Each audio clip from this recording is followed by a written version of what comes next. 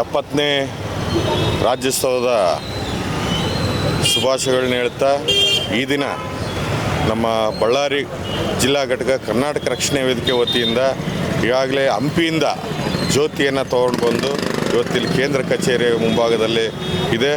ಇಲ್ಲಾದ ಕೂಡಲೇ ಜಿಲ್ಲಾಡಳಿತದ ಇವತ್ತೇನು ರಾಜ್ಯೋತ್ಸವ ಕಾರ್ಯಕ್ರಮ ಇದೆ ಅಲ್ಲಿ ನಮ್ಮ ಜಿಲ್ಲಾಧ್ಯಕ್ಷರು ಮತ್ತು ಅವರ ನೇತೃತ್ವದಲ್ಲಿ ಅದನ್ನು ಹಸ್ತಾಂತರ ಮಾಡುವಂಥ ಒಂದು ಕಾರ್ಯಕ್ರಮ ಪ್ರತಿ ವರ್ಷ ಕೂಡ ಆಗ್ತಾಯಿದೆ.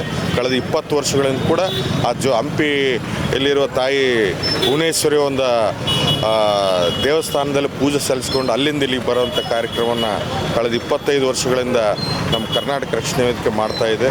ಹಾಗೆ ಈ ದಿನ ಕೂಡ ವಿಶೇಷವಾಗಿ ಅಪರಾಧ ವಿಭಾಗದಿಂದ ಒಂದೇನು ತರಬೇತಿಯನ್ನು ಕರ್ನಾಟಕ ರಕ್ಷಣೆ ವೇದಿಕೆಯಿಂದ ವಿಶೇಷವಾಗಿ ಎಚ್ ಡಿ ಟಿ ಕಾಲೇಜಿನ ಮಹಿಳೆಯರು ಇವತ್ತೇನು ವಿದ್ಯಾರ್ಥಿನಿಯರಿಗೆ ಅದನ್ನೇನು ಕಾರ್ಯಾಗಾರ 2 ದಿನದ ಕಾರ್ಯಾಗಾರ ಏನು ಮಾಡಿದ್ರೆ ಅದು ನಿಜವಾಗ್ಲೂ ವಿದ್ಯಾರ್ಥಿನಿಯರಿಗೆ ಭಾಳಷ್ಟು ಅನುಕೂಲವಾಗಂಥ ಒಂದು ಕಾರ್ಯಕ್ರಮ ಅಂತಂತೇಳಿ ನಾನು ಈ ಸಂದರ್ಭದಲ್ಲಿ ಹೇಳ್ತಾ ಇದ್ದೀನಿ. ಯಾಕಂದರೆ ಇವತ್ತು ಇಡೀ ಸೋಷಿಯಲ್ ಮೀಡಿಯಾ ಮತ್ತು ಅಂತ ಟೆಕ್ನಾಲಜಿ ಕೂಡ ಇವತ್ತು ಭಾಳಷ್ಟು ಅದನ್ನು ಬಳಸ್ಕೊಳ್ತಾ ಇದ್ದಾರೆ.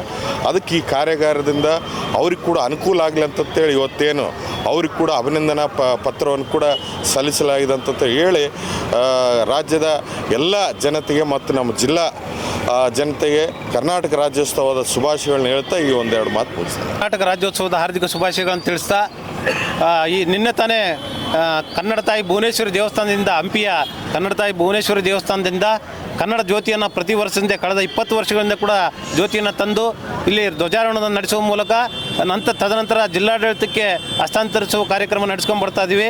ಆ ಕಾರ್ಯಕ್ರಮದಲ್ಲಿ ನಿನ್ನೆ ಕೂಡ ಚಾಲನೆ ನೀಡಿದ್ರು ಅಣ್ಣವರು, ರಾಜ್ಯ ಉಪಾಧ್ಯಕ್ಷರಾದ ಚಂದ್ರಶೇಖರ್ ಅವರು, ಎಲ್ಲ ಕರವೇ ನಮ್ಮೆಲ್ಲ ಟೀಮಿನ ಹಿರಿಯ ಬಂಧುಗಳು ಕೂಡ ಇದರಲ್ಲಿ ಸಹಕಾರ ಮಾಡಿದರು.